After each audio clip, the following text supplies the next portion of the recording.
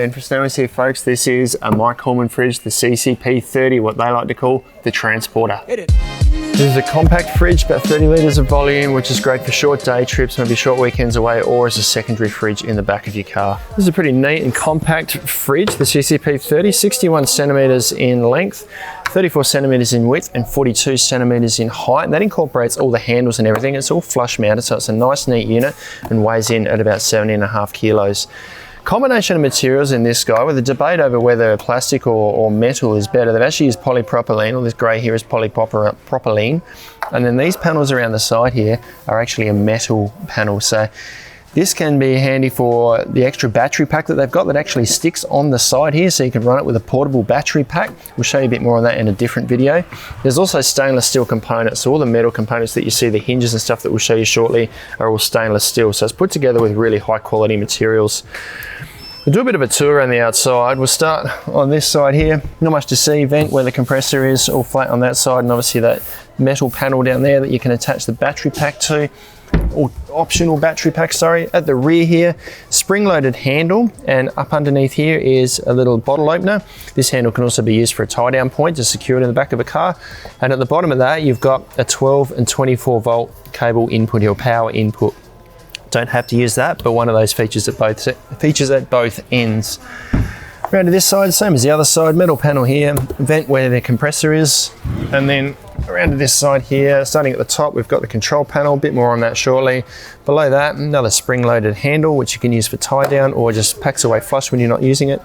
Bottle opener in under here, and then down here we've got our power options, which we'll go into a bit more detail right now. First, you've got your little USB port here, so you can charge devices from the phone if you from the fridge, sorry, if you like.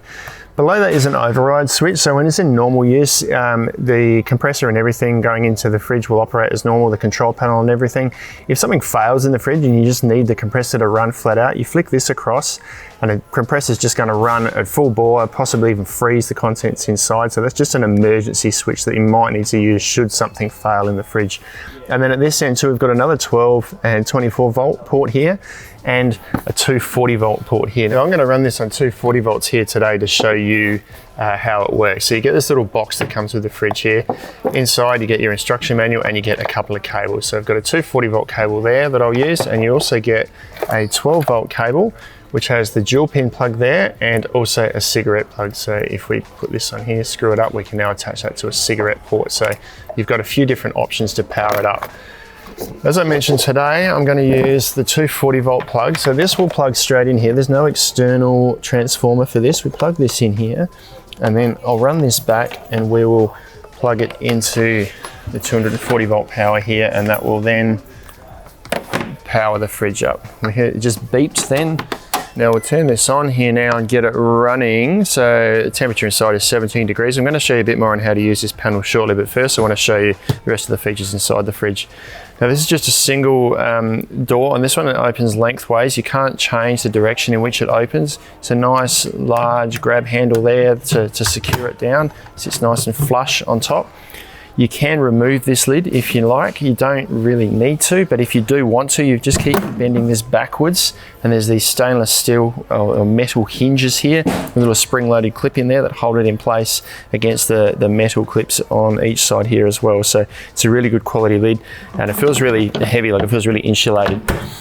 Tap it back into place, and you can see on the lid here around the top, you've got a foam seal that sits down against this little edge in here. And myCOOLMAN have actually got a feature they don't really advertise much, which is one where they use a byproduct of the warmth from the compressor just to trail a little pipe around the top here to stop this edge from freezing up, to make sure that this seal always seals up against the edge here all the time.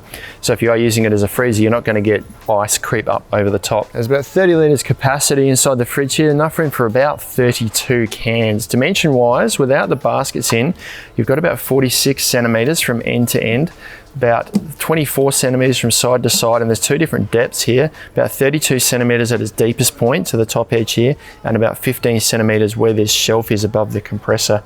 You need to take about a centimetre or so off to allow for the width of the basket, and these are nice heavy duty baskets inside here.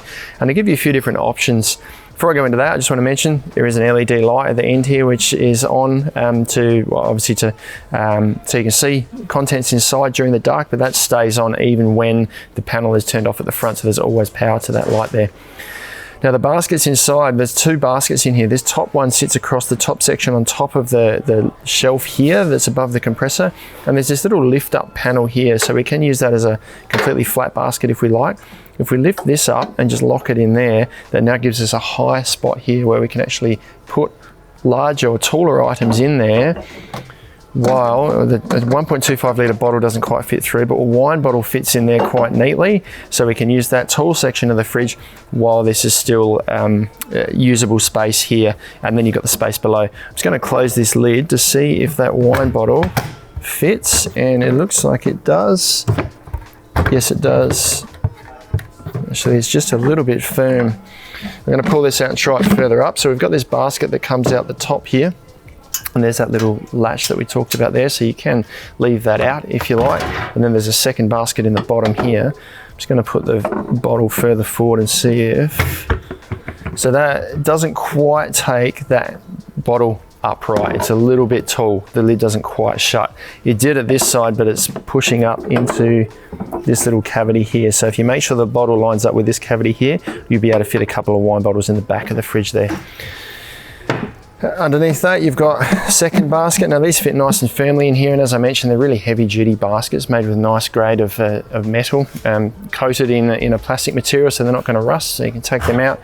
And then you've got this space, and inside here at the bottom, you could use it without the baskets if you like. Don't recommend that for forward driving, but you've got a little bit of extra height then if you were to do that, so you can easily fit bottles in there without the baskets in. And at the very base, you've got a little bung here, which is quite firm. If you pull that out, you can now clean the inside out, and that'll run out to the bottom. So the general makeup of the myCOOLMAN fridges makes for a really versatile fridge with those baskets inside there, and also just the general geometry of it. Nice and flat control panel at the same end as the plugs, plus that second plug at the rear. USB outlet at this end here, so this is really accessible in the back of your car. And use these to tie it down. There are feet in the bottom that can be removed with screws, but myCOOLMAN don't specify that you use them for mounting. Use this to tie your fridge down. Now with regards to the compressor that's inside here, it is the myCOOLMAN, the blue compressor. If you can't quite see it, but if you look inside, you can see it's painted this light blue color. So it is myCOOLMAN's own compressor, really efficient. Comes from a world of knowledge in portable fridges, so it's a reliable compressor, and it draws in this fridge around about 0.8 amps per hour in a tested environment. Moving back up to the control panel here. Now, this is on at the moment. I'll switch it off to start with. Hold down for 3 seconds. That turns it off. The light inside still runs when the control panel's off up here. So one press the power button and we go back on again. We've got the internal temperature showing at the temperature gauge there, and also this green light here. Now green light means it's working. This will have a few different functions. The user manual will tell you what the fault code is if that does start flashing or changing color. Moving across from that, we've got a little diamond button here. Press of that makes the turbo light, the blue turbo light, flick on there. That means the compressor is now running at a higher rate, so it's going to draw more power, but it's going to pull the internal temperature of the fridge down much quicker. Use it to cool the fridge down and then turn it off for general use.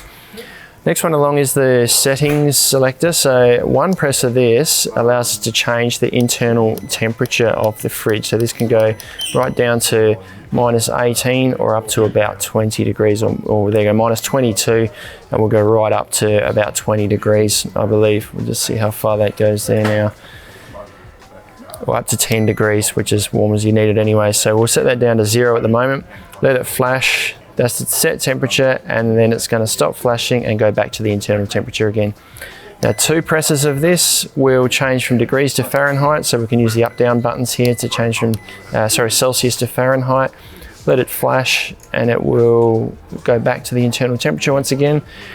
3 presses of this gives us the battery protection mode. Now the user manual will tell you what voltage cutout this is to protect your battery. So have a read of the user manual on that, but you've got high, medium and low. I'm going to leave it on low there at the moment. Let it flash. Once it stops flashing, it's set.